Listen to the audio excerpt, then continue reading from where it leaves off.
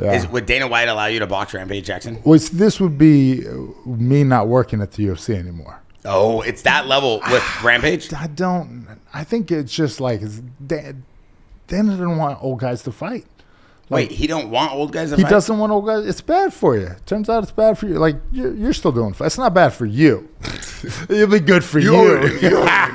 I'm way older than you, though. So in terms of the Ultimate Fighter, I kind of want to stay on that because I'm sure the audience is dying to hear about that. You get your Ultimate Fighter contract, to be on the show. Yeah. Did they pay you to be on the show, or they just paid you if you won? No, you get like $600 a week or something cool. like that. Yeah, but when I left the show, they didn't give like any money other than like $700 a week or $600 a week, and I had like a storage unit, and so I had like no money, and so I just went and like just did what I did before, and just living on my my couch's living room on like a mattress he had, and then I didn't have like I used to watch Storage Wars and be like, come on, go to Augusta, Georgia, let me see my stuff, because I didn't have the money to pay it, so I just was like, I don't need it.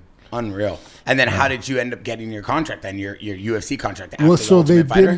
they didn't pay us till the show actually aired, because I had gotten 2 knockouts, was $5,000, so I had 10,000 coming. So at that time, 2004, I thought I was rich.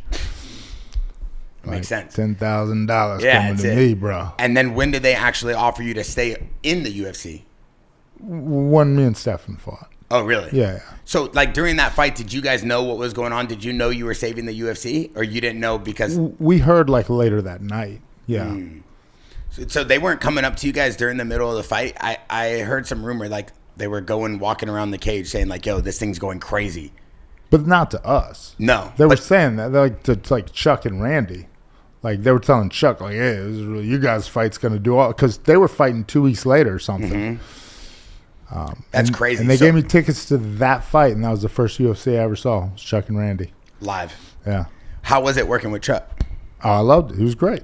Yeah. Yeah. It's good people. And, part of the reason why I moved to Las Vegas was because Randy Couture asked me if I wanted to help him with his training camp. And I was like, yeah. I mean, I'm living on a couch in Georgia. So I came out and just lived on a couch in Vegas. And were you already training with him at the time before you got linked up with the Ultimate Fighter show? No, I didn't even know. I've been to like one of his seminars in like 2001. Insane. Yeah. And the evolution of the Ultimate Fighter from when you were there as a contestant, winning all the way to where it's now, what do you think is going on with it as a show?